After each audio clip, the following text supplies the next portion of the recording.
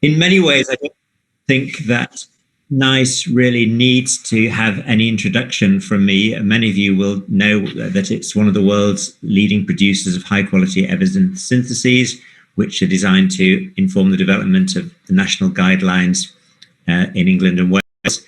And what we're going to talk about today is ways in which Cochrane and NICE can work together, because that sort of collaboration between the two organisations, we hope, will result in better quality guidelines for the health of people in this country and around the world. So I've got a great panel. So let me just I'm going to introduce them to you as we go along. But we have Claire Wohlgemuth, who's the Senior Technical Analyst, Methods and Economics team at the Centre for Guidelines at NICE.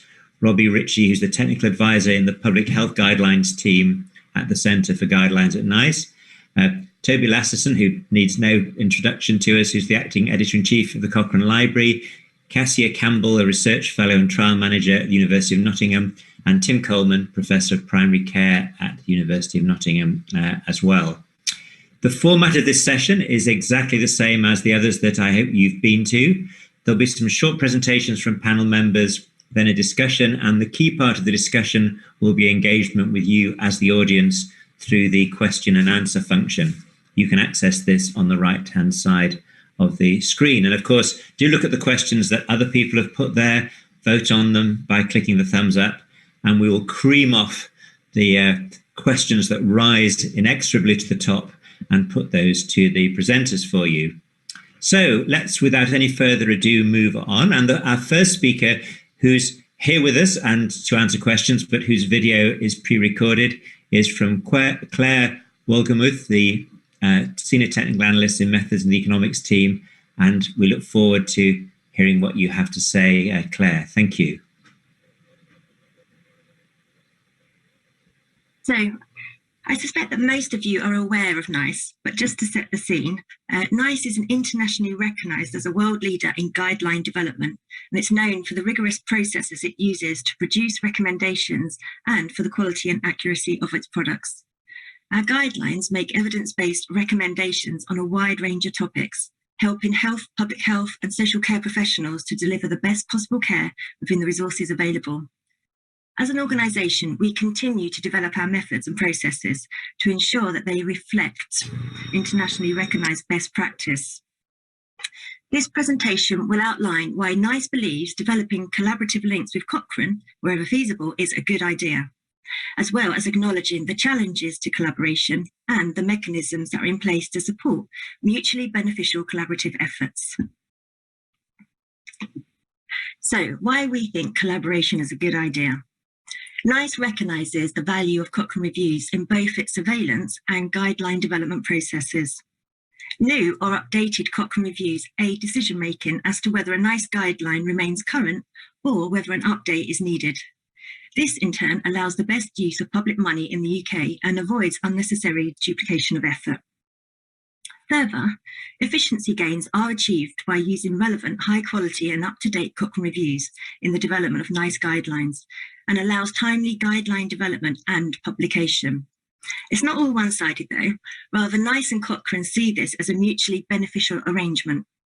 For example, effective collaboration between NICE guideline developers and Cochrane reviewers promotes the sharing of best methodological practice in the development of systematic reviews. Collaboration with NICE can also provide a route to NIHR funding for Cochrane reviews. Just for an example, between 2018 and 2020, the NIHR commissioned 14 Cochrane reviews on topics identified by the NICE Centre for Guidelines as being relevant to decisions to update guidelines or to be used in the development of guidelines. Today, there are various good examples of effective partnership working between NICE and Cochrane review groups, where flexibility and collaboration has ensured alignment of timelines, review questions and analysis plans between NICE and Cochrane, as well as providing early access to data, which ultimately ensured that important reviews were delivered to time and budget. So while we all agree that collaboration is a good idea, it is not without its challenges. Reflections of NICE developers on their recent experience of working with Cochrane review groups during the development stage to develop new or update Cochrane reviews brought to light common issues that acted as a barrier to collaborative working. Perhaps the main challenge is timelines for delivery. This was raised by most developers as an issue. Multiple examples were given where it had not been feasible for Cochrane review groups to deliver to NICE timelines. In terms of wishing to collaborate with Cochrane, developers reported issues with knowing who, how, and when to communicate with both Cochrane and Cochrane review groups, as well as internal colleagues at the various stages of guideline development. Developers also noted the need to manage guideline committee expectations with regards to flexibility of the scope of a review and the desire for new reviews rather than utilising a Cochrane review. A further barrier identified by developers was differences in PICO and/or the need for additional analyses. Just to note that differences in PICO might be entirely reasonable, particularly where they reflect the different perspectives between Cochrane review authors and NICE guideline committees. Currently, differences in collected outcomes or population groups sometimes prevent Cochrane reviews from being used in full without the additional need for additional analyses to answer NICE review questions. And this is something that we're keen to address. Less of a concern, but occasionally methodological deviations between Cochrane and NICE are identified. We envisage this will become less of an issue as we are now pretty well aligned. Potentially, there may be greater issues in terms of process alignment, such as dealing with conflicts of interests. And lastly, a number of issues were raised over intellectual property rights, copyright, and issues of confidentiality regarding reviews that have been produced collaboratively between NICE and Cochrane review groups.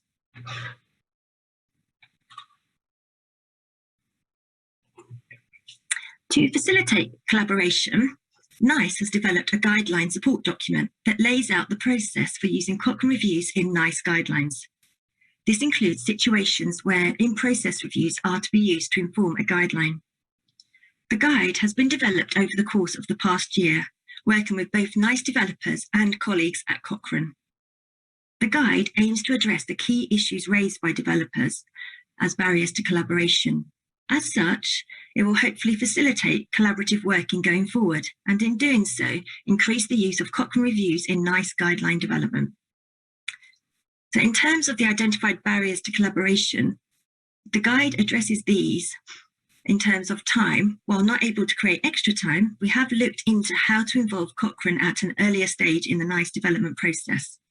In addition, the guide clearly outlines the processes and considerations for developing new or updating existing Cochrane reviews in collaboration with Cochrane.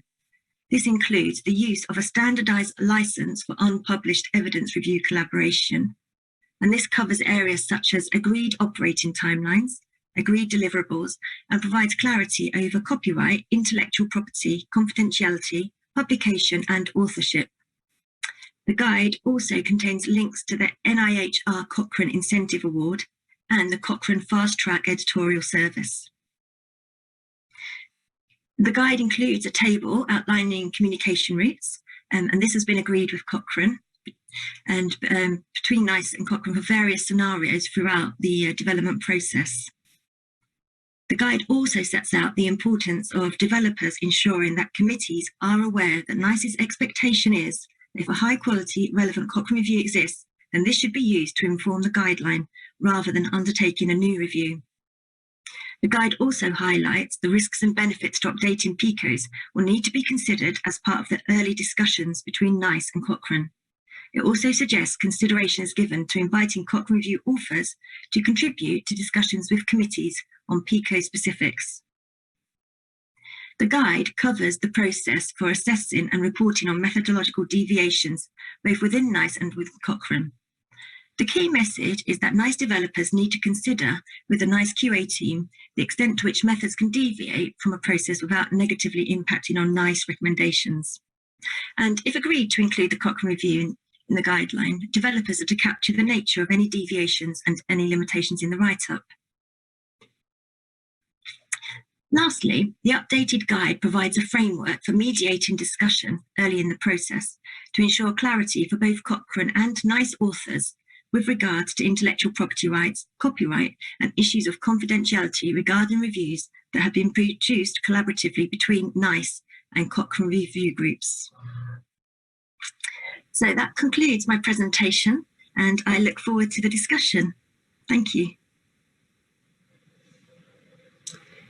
Claire, thanks very much. That was a great start and a great introduction and a really good summary of the work that's been going on. So let's pass now then on to Toby. Toby, tell us a little bit about things from the Cochrane perspective. Thank you. Thank you, Martin. Thank you, everybody, for coming to the panel and coming to the session today.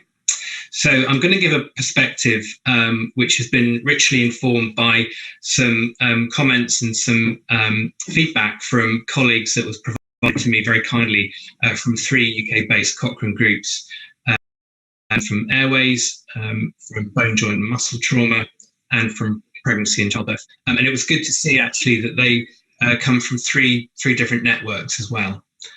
So Circulation and Breathing Network, Acute and Emergency Care, and of course Children and Families for Pregnancy and Childbirth. So why does Cochrane support this way of collaborating?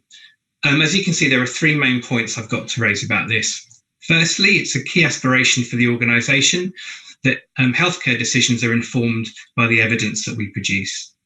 And this is an example of the impact that Cochrane tries to make in the world. But we know that for authors, it's a really important currency for them as well in terms of demonstrating utility to their own funders, to their host institutions, for Cochrane review groups and reporting to their funders. And last but by no means least, it's often these reviews which self-select for dissemination activity, which we can support centrally. And I've got a nice example of that, which came through from this particularly large review, which was done to inform a NICE guideline on preventing falls in older people living in the community, which came through from the Bone, Joint and Muscle Trauma group.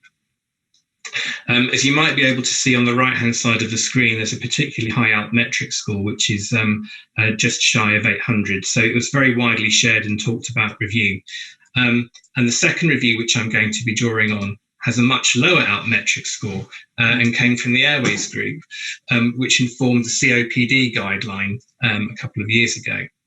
Actually, the Airways group had delivered 2 reviews through this particular process. There was a particularly large network meta-analysis which came through. But I was struck when I was exchanging emails with the author of this particular review, Becky Fortescue, who's the co-head of the Airways group, about this particular review and the implications for research. And I've got some reflections about that as well. So what was really good to see about the Falls review was that it got highlighted by the NIHR, who provided some funding for that particular review. Not only was it clear that that review had underpinned the recommendations for the NICE guideline, it had also fed into guidance which was subsequently produced by Public Health England and also by the World Health Organization, who'd used it in guidelines on physical activity and sedentary behaviour. This is the implications for research section, which I've picked out from the antibiotic review from the Airways group. And what I really liked about this is that it's sort of the flip side of implications for practice is, of course, what we recommend for research. And it hadn't occurred to me until I actually picked up the COPD guideline that it's not just the implications for practice that guideline groups and the evidence that we summarise that's relevant for the practice recommendations, but it was really satisfying to see that the implications for research had been amplified by the guideline as well. An important reminder that it's not just practice that we're looking to inform through guidelines, but also identifying key areas for research. In sort of dialoguing the groups, there were three main barriers. The themes that they raised, I sort of pigeonholed into 3 main barriers. Firstly was pressure. And this was created by time, but was also the knowledge that these were potentially highly impactful reviews. And the size and the ambition of some of those reviews as well also made them quite challenging projects. I've mentioned a network meta-analysis from the Airways group, a particularly large review from the Bone, Joint and Muscle Trauma group. But also, I think Kasia and Tim will hopefully speak to the review that they did as a qualitative review looking at tobacco addiction in pregnant women. And that was a qualitative review. So all of these reviews in their own way came with challenges around scope or methodology. The other thing that came through from talking to the groups was the importance of trust that they had in the people delivering the work. And they were often volunteers who were doing this. And even those, many were sort of what I call trusted teams, so authors who work very closely with groups. There was nevertheless, there were obviously issues around delivery to time. And also, Claire mentioned this in her talk, from the other side of the fence, there can be issues around process when you're coming back to a review which is already in process and you've been requested to add another outcome, for example. And that might mean for updates going back to the original studies and potentially re-extracting data. So it's not an easy proposition for a team who are updating, though for a new review team that wouldn't of course be an issue. So what are the facilitators? Well, the flip side of pressure is impact. So if you know the stakes are high, it's because the review that you're delivering, the question that you're looking to answer through the review, it has a particular value to those who've commissioned it. So there was superb buy-in from all the teams that were doing these reviews, and not least from some of the network teams as well. And part of that process involved early and regular contact. So again, Claire, this is something that picked out that the guideline groups needed to do. I think for us and for the groups involved in this particular process, having a single point of contact was really important. And it meant that we had a good thread of communication from the guideline groups through to the Cochrane review groups and through to the author teams. And it meant that everybody could be kept as close to each other.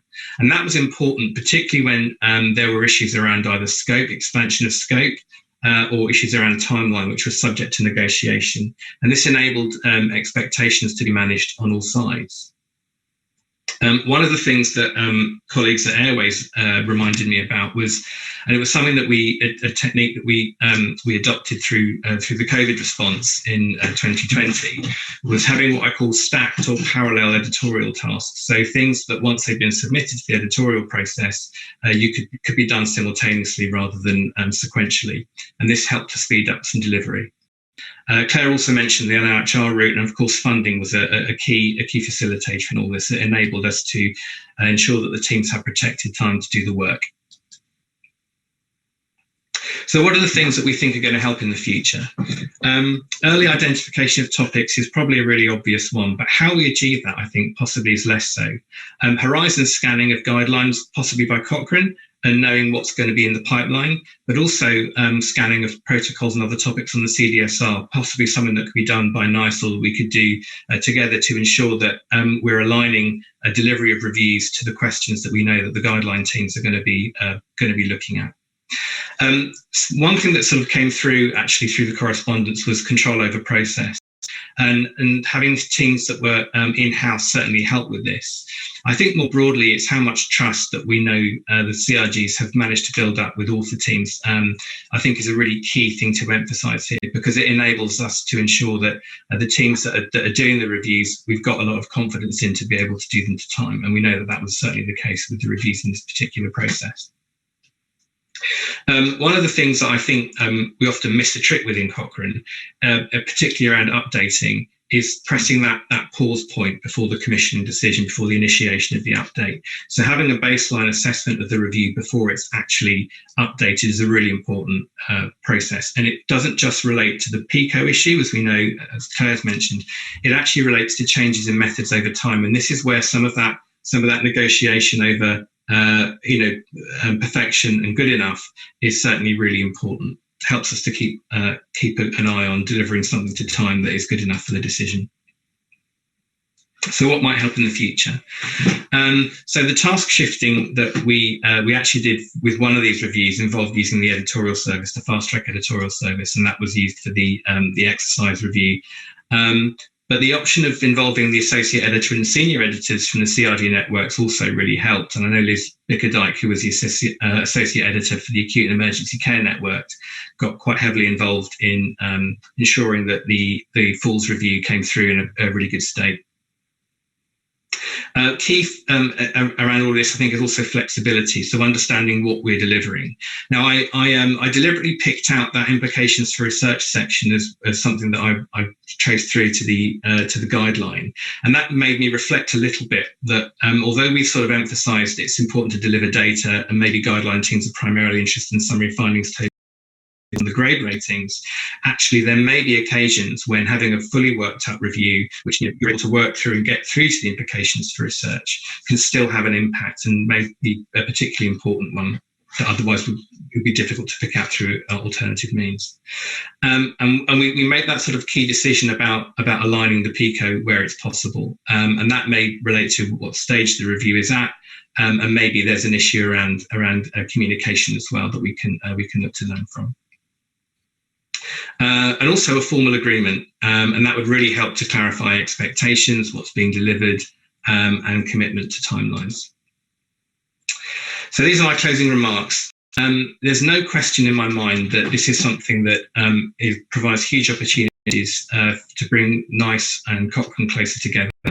Delivery for these teams has always been challenging, but I also know anecdotally that it's also been highly rewarding, and being able to see just how far the evidence that was coming into these reviews reached into the guidelines and beyond, I know was something that was particularly pleasing for a lot of these teams. And then lastly, I think this is something that came out, I think in Ken Steen's presentation, but it's probably been boiling around for a few years now, is how far we're looking to achieve perfection, when really a decision maker is not necessarily looking for perfection, but they want something which is good enough to help them support that particular process. And it may be that we sort of reach a compromise internally in Cochrane that ensures that we can still deliver a good synthesis for decision making, and that we can either defer or we can negotiate internally about the timelines for subsequently publishing a finalised review, bearing in mind that may actually be what ultimately what the guideline teams want. That's all I had. Thank you very much. Great. Thanks very much, Toby, for that. Just a quick reminder to everybody to look at the questions and to think about questions and keep them coming in the panel on the right. And the next presentation is a double-hander. Robbie Ritchie, the Technical Advisor in Public Health Guidelines team at NICE, and Cassia Campbell, who's a Research Fellow and Trial Manager at the University of Nottingham. Robbie and Cassia, over to you. Thank you. Thanks, Martin, and good morning. As Martin has said, I am one of the technical advisors in the Centre for Guidelines at NICE, and I was particularly involved in this example of Cochrane and NICE working together for the tobacco guideline update. So just a very quick reminder to build on what Claire said of the cycle of guidelines at NICE. And our guidelines go under a continual, once they're published, surveillance system, which considers where new technologies or new evidence is available and whether a guideline needs updated or whether part of a guideline needs updated. And as I'm sure many of you are aware, NICE recently launched, in fact, on Monday, a new 5-year strategy. And this includes focus on how we can do rapid updates and a move towards a prioritization program and living guideline recommendations. So we've got a lot of challenges coming up as to how we do our guidelines.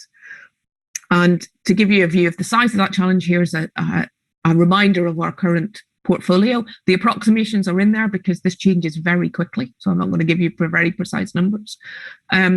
But as you can see at the bottom, we have approximately 60 guidelines that are currently in process of being developed and updated. So we have quite a lot going on. So anywhere we can collaborate with Cochrane that works, as Claire said, mutually for both of us, and helps us with some of our timelines and speed of how we do some of our guidelines is very useful. So I will give you a very brief bit on tobacco guideline because it's not yet out for consultation, although it will be shortly, so I can't discuss any of the actual recommendations. But this was a very large project amalgamating 8 guidelines and with new evidence reviews, with particular focus on updating the pregnancy sections and on the sections around the use of e-cigarettes. So we were aware reasonably early that there was ongoing work with the tobacco addiction group, the TAG group with Cochrane. And so we contacted the TAG reasonably early to discuss the topic areas that were being updated in the protocols that were being used. And we've used 2 Cochrane reviews as part of the process, a quantitative review based relating to the effectiveness of interventions to help pregnant women not to smoke. And as has already been mentioned by Toby, there was also an extensive qualitative review around barriers and facilitators, which Cassia will also talk a little bit more about. Just so you're aware, there was NIHR funding for this from the Cochrane Reviews of NICE Priority Scheme that was also available for the groups. And just a slight flag at the bottom to be aware, and this particularly affected Tim. If we have committee members involved in the Cochrane Reviews or any other research that is presented to our committees, they can certainly be involved in the discussion of that, but they can't be involved in the drafting of recommendations that are directly related to that. The chairs of our guidelines are very much in control of ensuring that happens during the meeting, but it's just an extra check on independence. So there are some considerations that have been touched on by Claire and Toby that we can give examples to from this collaboration. The quantitative review was already ongoing, and we could link very closely in with that. The qualitative review was initially a much wider review, and so that was discussed and adapted for both NICE and Cochrane's needs of the review. A quick reminder about NICE protocol developments. NICE protocols are developed to cover the review questions defined within the scope of that guideline. A scope that I'm sure you're all aware of and have probably commented on, that the scopes go out for consultation and they define the remit of that guideline, and we adhere very closely to what's in those. Each review protocol includes one or sometimes two linked review questions and details all aspects of the review. This can be in a variety of formats, such as the PICO format, population intervention comparison outcome format that I'm sure many of you are aware of, but we can do other formats depending on the review type and review question.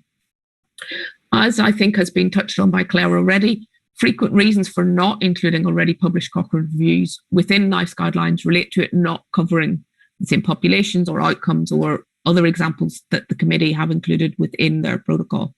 So early discussion like we had within this collaboration was really valuable to ensure that the protocol met both the needs of NICE and the needs of the Cochrane reviewers, so that we could complete a review that worked for both.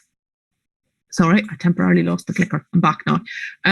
So we had discussion of this with Cochrane, and the final protocol was agreed by the NICE committee and the NICE internal QA team as well. And we aim to ensure consistency, obviously, in the approach taken by NICE with all the rest of the work that we do. There were some differences, and we discussed those, and there were a variety of emails and backwards and forwards discussion to ensure that we could get a product that worked for everybody. And I'll click to the next one. So there were some considerations around methodology that we needed to think about. There are some systematic review methodology differences between how NICE and Cochrane work. That makes nobody right and nobody wrong. There are just many different good ways of doing something. We obviously need within NICE consistency, both within the guideline internally with the other reviews that are being completed for that guideline, and also with the NICE methods manual. We need to follow, obviously, what we say we're going to. So there were some small adaptations made to the Cochrane reviews after they were completed before we used them. These related particularly for the reviews that we're talking about around, there were slight differences in the risk of bias tool that had been used. So we converted these to the one that we were currently using within that guideline. And there was a particular focus from our committee around the qualitative review, which I'm sure Cassia will refer to. We're obviously making UK-based guidelines, and we wanted to ensure that the qualitative evidence from the UK context was of particular relevance. So we made slight amendments to the grade CERQUAL assessment. But it should be said, because these reviews had already been done and done obviously to very high quality, while this was an adaptation that took a small amount of time, it was not a big issue for the guideline development. And just to note, speaking to others, adaptations that others have used in reviews from Cochrane has maybe been changing some of the analysis or a slight change in how the graded profiles are completed to be in accordance with NICE manuals. Timing has already been mentioned, and it's very important, obviously, within development that we can work together. This guideline had a long development period, which helped, but we also need to consider the timing of the Cochrane publication and the timing of the NICE publication of the NICE guidance to make sure that we don't publish ahead of where the Cochrane review is also being published. So that's a very quick whiz through the very effective collaboration that we had with Cochrane during the tobacco guideline. It was a really good process, and I think it worked really well, which is why we're happy to present it as a good example. when it came to the use of the guideline the use of the Cochrane review within the committee, to ensure independence, as we do with all of our evidence reviews, the review was discussed and presented by NICE technical staff. So it's an independent perspective on the evidence. But we did ask members of the Cochrane TAG to attend, particularly Cassia, who I'm about to hand over to, because we felt this would give an opportunity for our committee to further discuss the evidence with those who had developed the review. And this is quite a unique opportunity, and we thought it would be a good one.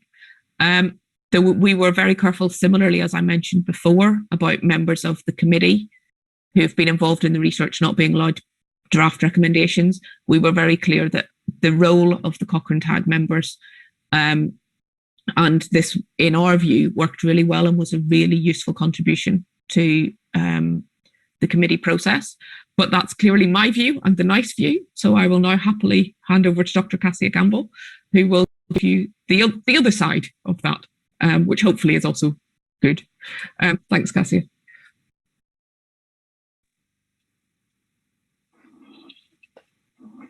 Thank you, Robbie. I much appreciate this introduction.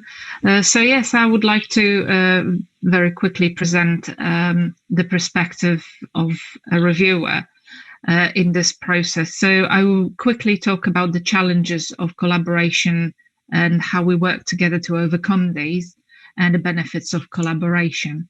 So as Robbie already mentioned, we had 2 reviews in the making. We had the update of the quantitative review and the brand new qualitative, or as it was at the time, mixed methods review, which we were working at, and the TAG and NICE were aware of.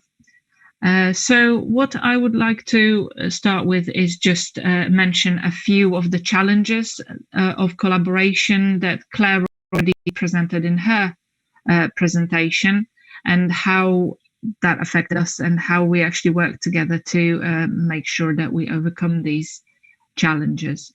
So as Claire mentioned, time was a significant issue in creating a quality review to meet the deadlines. We were approached at a fairly good time. Like Robbie said, we were the update of the Cochrane review was already well on track, and the qualitative review was in its final form. However, this review was not planned as a Cochrane review. So we needed to make some significant changes to make sure that it complied not only with the expectations of NICE and NICE deadlines, but also with the Cochrane rules and expectations. Furthermore, this review was planned as an NRT only review. We only looked at factors influencing use of NRT in pregnancy, whereas NICE were also interested in the use of e-cigarettes in pregnancy, so we needed to add that. So at this point, we basically had to redo our searches. Although we had a review ready, it wasn't up to scratch for the purpose of Cochrane. And it also didn't incorporate all the expectations of NICE. So we redid our searches, updated them, made them Cochrane compliant, and also included the studies on the e-cigarettes. That took a bit of work and a bit of effort, but we did have quite a lot of support as well. The first one, an important factor, was the access to the Cochrane Fast Track registration. That shaved quite a lot of time at the beginning and at the end of the process of the review, where we didn't have to formally submit the protocol for peer review. It was reviewed internally, but we did have to make some changes, as it was mentioned before. And at the end, it dramatically sped up the peer review process as well as the editorial processes. We had ongoing support from all the relevant Cochrane review groups, from TAG, from a qualitative and implementation methods group, who provided us with support in terms of analysis methods, and also from the information specialists, who helped enormously with the search strategies, and that without them, I would probably still be doing it. And finally, we also were able to submit just a part of the review that was relevant for NICE. So that sped up things quite significantly. We were able to submit methods, all the assessments and the results, and not the discussion and conclusions at that point. That gave us the time advantage, but it also gave us a very valuable chance to receive feedback before we went to finalize the review. The other challenge that Claire mentioned is the committee expectations and possibly also the PICO. So our original review was planning to include all relevant studies, regardless of context, so all international studies, and obviously NICE is particularly interested in the UK context. So some work was required to actually extract the relevant data for the guidelines, and we did have some help from the technical support staff from NICE to make sure that only the relevant studies contributed to the guidelines in a meaningful way, whereas the final published Cochrane review also included the findings from the international studies. In terms of the methodologies, our review kind of was slightly misaligned with what Cochrane might have expected from a qualitative review. We were looking at qualitative studies as well as some surveys that could give us some idea about factors that influence uptake and use of NRT and e-cigarettes in pregnancy. So we needed to remove some of the studies that we initially planned to include. More importantly, we have got quite a lot of expertise in conducting quantitative Cochrane reviews, and we are quite familiar with the methodology. However, we've never conducted a qualitative Cochrane systematic review. So there was a lot of new methodology for us, with which we received a lot of support for the QIMG, and we had to learn quite a lot of new tools like the CIRQUAL assessment of bias in qualitative studies, and quite a lot more complex evidence synthesis was expected than we planned to do originally. So these are quite new methodologies. So it was definitely a learning process, but we did get support with that and at all steps. So we appreciated that. And also there was an issue with presenting conflict of interests in included studies. We didn't have that. So, but fortunately, we only had about 20 studies, so that wasn't an issue. But when you're conducting a bigger review, it's worth remembering that NICE will require the conflict of interest, because otherwise you're duplicating your data extraction. So just to say, what were the benefits of collaboration? For me, the biggest benefit was the chance to actually attend the, apart from everything I already said about the support and the, the expertise we benefited from, was the chance to attend the NICE committee meeting. As Robbie said, the reviews were not presented by us. They were provided to NICE, and the technical analyst presented them on our behalf. That gave us a new perspective, and it also gave us a chance to see if the way we presented our findings was actually clear and understandable to other people. So that was a very valuable moment for us. It was really good to see how much interest there was in the qualitative review. I was expecting a lot less interest in this one rather than the quantitative one in terms of guideline building. However, the committee members were very interested. We received a lot of questions. They perceived it as novel, and especially the e-cigarette data was was of interest.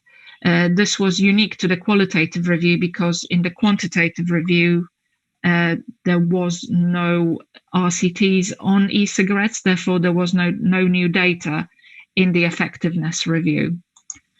Us being there gave the ability to answer those questions and to explain the evidence in greater depth and to clarify any doubts that the members may have. And also, like I said, we didn't have to submit the full review at this point.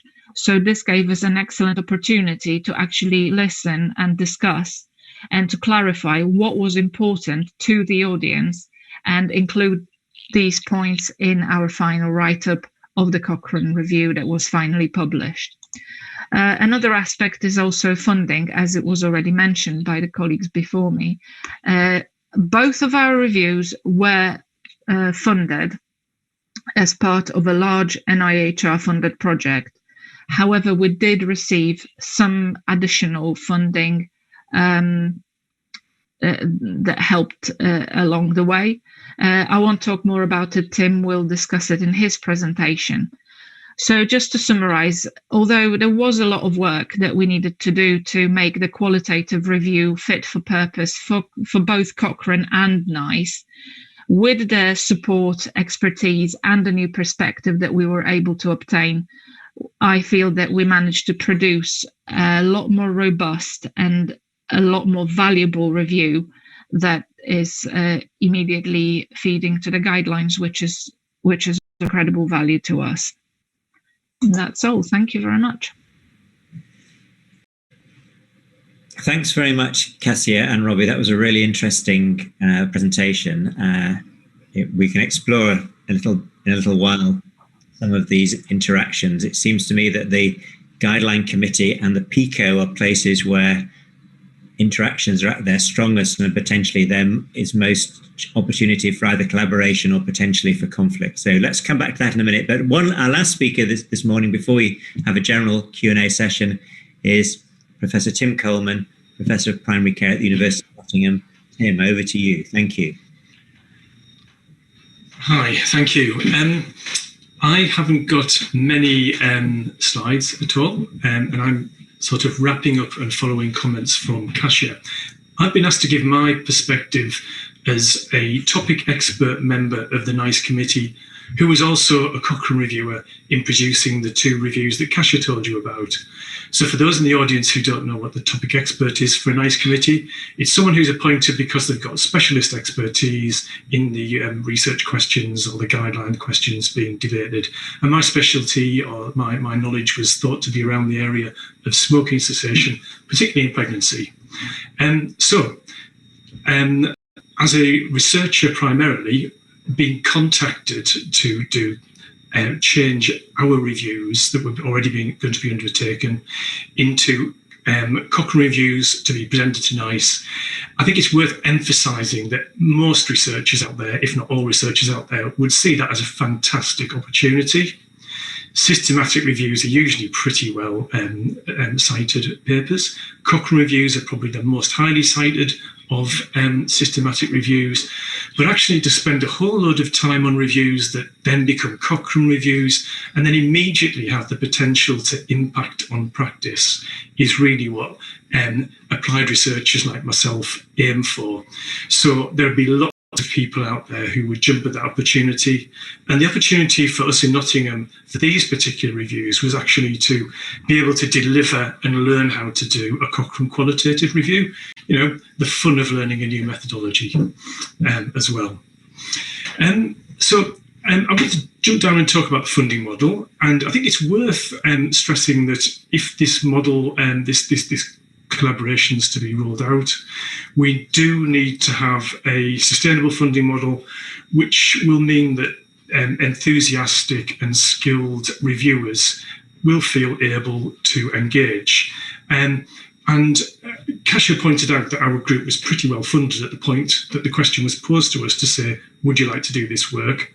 Actually, it's very much a buyer's market. If you consider NICE as buying these reviews, there'll be a lot of people out there who'll do these reviews for nothing. We would probably have said yes if there was no funding available. There was a small amount of extra funding provided, which really didn't cover the amount of time that Kasia and other colleagues put into this, but we would have done the work anyway. But just, it's possible that the funding model that's there at the moment might not allow or facilitate some excellent reviewers out there to get involved. It's probably okay if you're a core funded Cochrane review group. We weren't, but we had funding from other sources. And that's worth thinking about.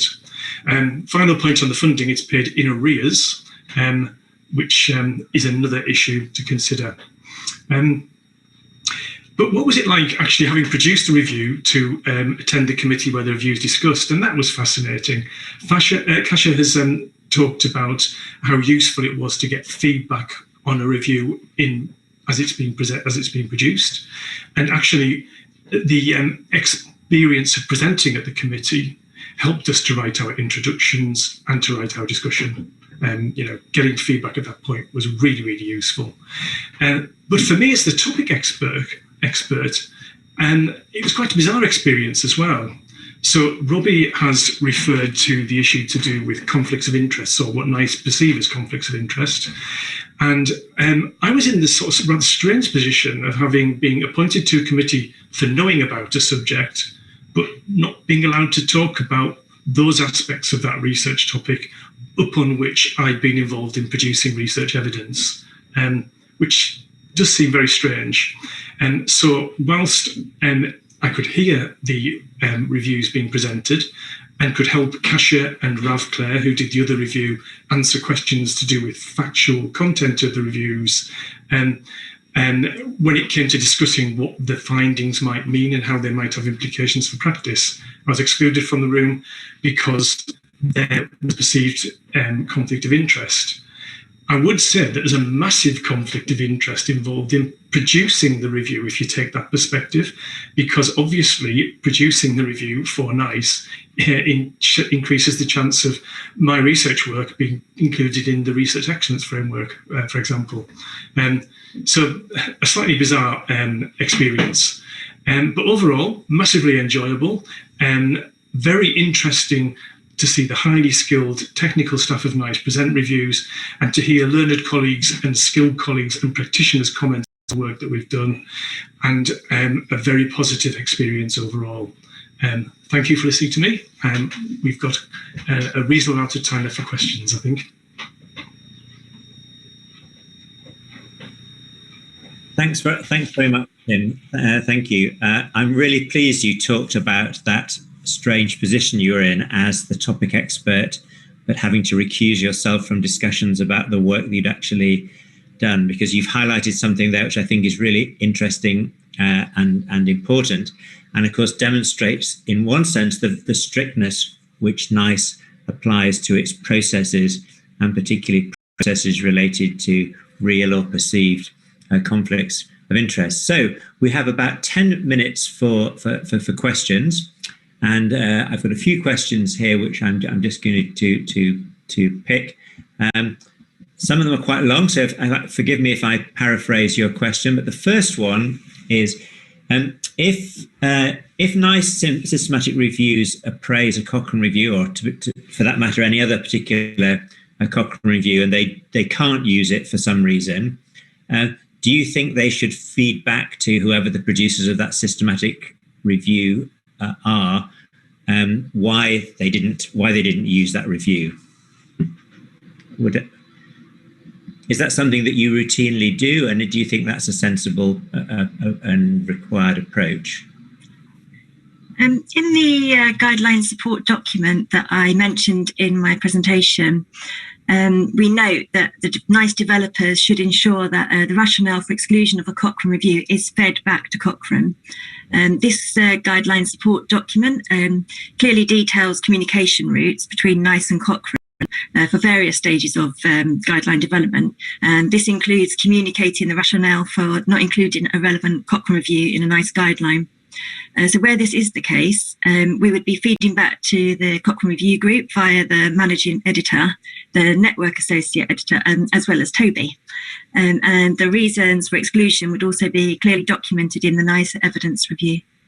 Okay, great. Thanks very much. Anybody else want to comment on that? Or okay, next question: who decides when a systematic review will be updated? And this is a general question, and one that we've all recognised. Particularly if the original authors aren't interested in updating it, is it just left there without updating? Toby, do you want to just talk a little bit about updating and our changing ways in which this has been approached, bearing in mind as well that we've got a session after this one on living systematic reviews, which is a whole other sort of ball game. I think you'll agree. Yeah, no, it is absolutely. So look, living systematic reviews probably carry their own cause of death somewhere in there. I mean, Ken mentioned the euthanasia thing yesterday. I think that the issue of sort of cyclical updating, I think, is something that's been over the years increasingly questioned within Cochrane. The question of who decides is quite a difficult one. Generally speaking, if CRG is running a prioritisation process and they identify a review through that mechanism which is out of date and the authors aren't interested in continuing to update it, I think it's certainly in their discretion to advertise that to a new team or to seek alternative authors themselves. I think when it comes to when we know that this is a review for a guideline, then there's a particularly a strong imperative, I think, to get a new team on it. But I think sort of the current practice of leaving reviews which are old not to be updated isn't necessarily a bad thing if the question is no longer relevant. And it may even be that the best thing to do is not actually to go back and update, it's actually to start again. And I know from the way that some of the guideline interactions with people who sat on the guideline committees that I've had in the past, there are times when you want a completely new look at the same evidence base where you know that there's sufficient trials to come along and your perspective on what was there might change. Any other comments from the panel on that? Okay, thank you. The next question is an interesting one, and I recognise the situation. The situation is this: the situation where the group would really love to help NICE by providing the updated or the new reviews, but the authors of the new reviews just aren't as forthcoming as you want them to be. So the question then, does NICE have a mechanism, apart from panicking, I guess, does NICE have a mechanism for deciding when to move on if they're not getting data from the Cochrane group, so as not to jeopardize the guideline? I have to say, I mean, just as an example, within my own group, the ENT group, we had a very good dialogue with NICE over a guideline, and NICE took 6 topics sequentially, and they left till number 6, the topic that we were going to do, in the sure and certain knowledge that if we hadn't done it by the time they were due to start it, they would start it. In fact, we did deliver on time and they didn't need to do that. But I know that that's one mechanism. Claire, are there other mechanisms? Is it something that worries you? Do you lose sleep over it? Claire, I'll maybe jump in first from the developer and then you can keep me right on the guideline support official approach. But Martin, that's exactly what we did in the tobacco guideline, and Tim and Cassia can probably attest to the fact that they got regular emails from us saying, where are you up to? But we planned it for later in the process to ensure that there was enough time for that. And it was in as a risk and a concern. But because the team in Nottingham were great, we didn't have to worry about it. They kept us updated and knew things were going well. But it is something that we do flag as a risk when we start the guideline process. Claire, do you want to add to that? Yeah, yes, just to add, I mentioned this in my presentation, but the guideline support document, it links to a license for unpublished evidence review collaboration. And part of the one of the appendix of that, it kind of lists outputs, timelines, the processes. And so we're sort of hoping that the use of this license will sort of improve those situations, lead to less sleepless nights. Okay.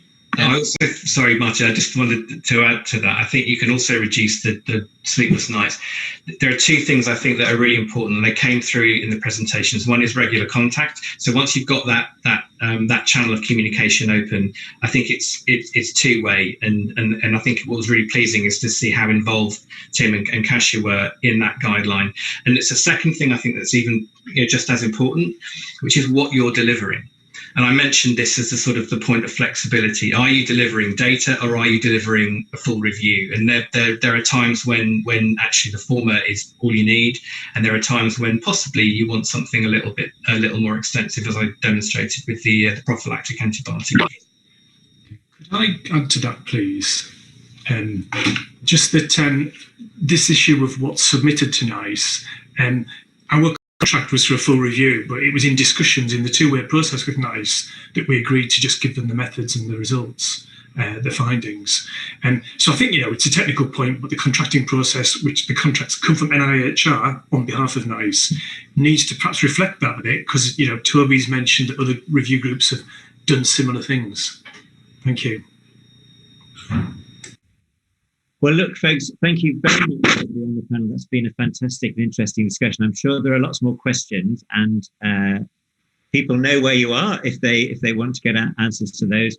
Thanks very much to all the panelists. We've just got 2 minutes left before the cut-off time at noon. I want to just remind everyone that there'll be a short break then at 12 o'clock, just for 15 minutes. And then at 12:15, we start a special session, which is our final session for this meeting, with two important components to it. Firstly, a presentation on living evidence. But secondly, Ken Steen, who, as you know, is our funder, and I can see a lot of unanswered questions about funding here.